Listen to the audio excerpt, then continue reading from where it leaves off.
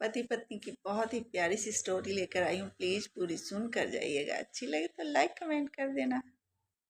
आज तलाक का दिन था। तलाक लेकर दोनों पति पत्नी कचहरी से बाहर आ गए थे और रिश्तेदार सगे संबंधी भी साथ में थे। पति जल्दी जल्दी से तेज कदमों से सड़क की ओर गया। ऑटो को रुकाया।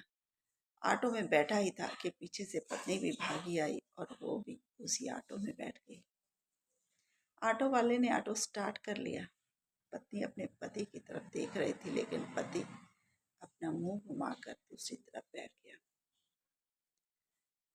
इतने में ऑटो वाले ने ब्रेक लगाई और पत्नी का सर सामने वाली सीट से बजने लगा था।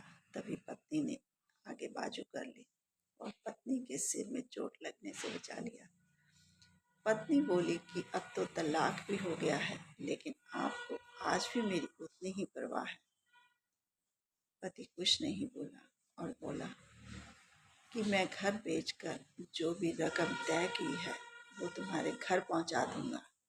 पत्नी बोली कि प्लीज घर मत बेचना, मैं नौकरी करती हूँ जिससे मेरा गुजारा और मेरे बच्चे का गुजारा बहुत अच्छे से हो जाता है।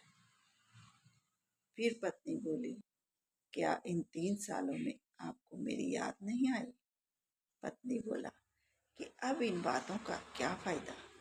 पत्नी बोली कि जब से मैं आपके घर से आई हूँ एक दिन भी आराम से मैंने सोकर नहीं देखा, क्योंकि रोज मैं आपकी बाजू का सराहना बनाकर सोती थी। अब मुझे ना नींद है ना भूख है। जिसे सुनकर पति की आंखों में आंसू आ गए और बोला कि तुम्हारे बिना घर खाली खाली लगता है, जीने को मन नहीं करता। इतनी बात कहते ही पत्नी की आंखों में भी आंसू आ गए। इतने में स्टैंड आ गया। पति पत्नी दोनों उतर गए। पत्नी जब अपने रास्ते को जाने लगी तो पति ने उसे बाजू से पकड़ लिया।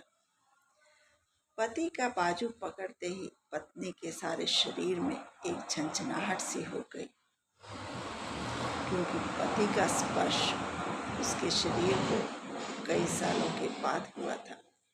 पति बोला कि प्लीज मुझे छोड़कर मत जाओ, चलो घर चलते हैं, दोबारा घर बसाएंगे। पत्नी बोली, और ये जो तलाक हुआ है उसका क्या? पति बोला कि इन कागजों को फाड़ के फेंक दो।